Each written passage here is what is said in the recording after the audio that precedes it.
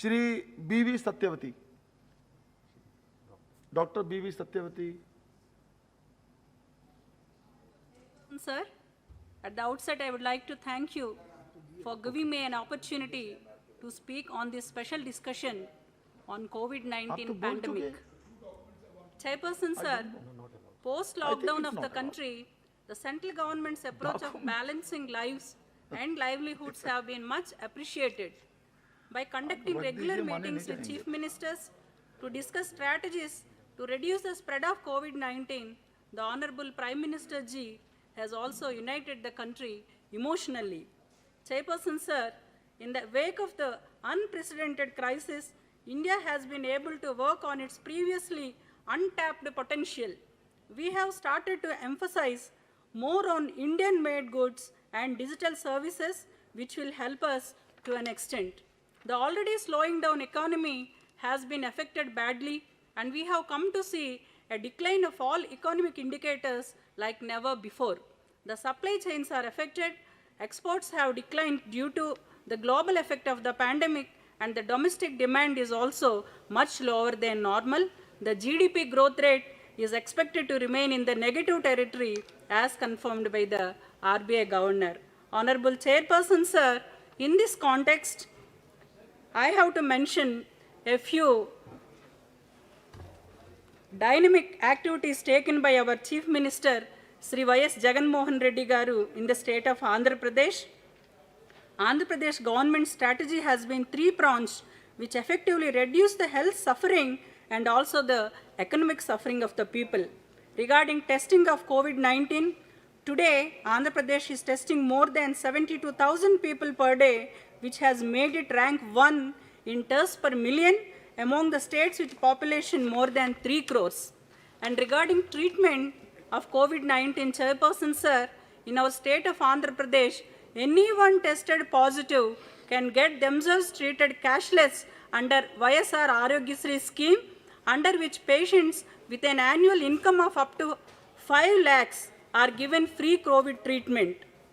And also, Chairperson, sir, further to assist the patients, a system of help desks staffed by Arogya Mitras have been set up. The Andhra Pradesh state government has planned to spend 15,337 crores for the entire state healthcare infrastructure.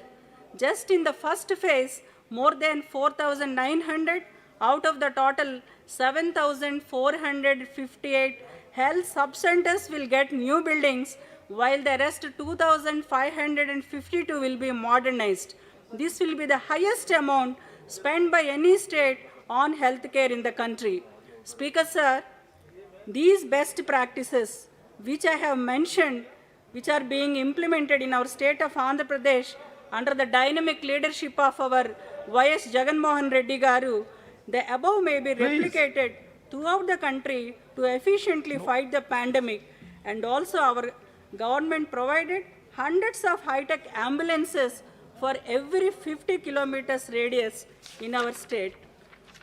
Chairperson, sir, a wide cash transfer scheme should be in place at the central level like the one existing in Andhra Pradesh, wherein the YSR Congress Party government has also allocated rupees 37,000 crores for several direct benefit transfer schemes such as YSR Pension Scheme, YSR Asara, Ammavadi Scheme, and YSR Raitu Bharosa. The allocation for the welfare of scheduled tribes and scheduled castes is 1,800 crores and 7,500 crores respectively, while the allocation for the welfare of backward classes is 23,400 crores.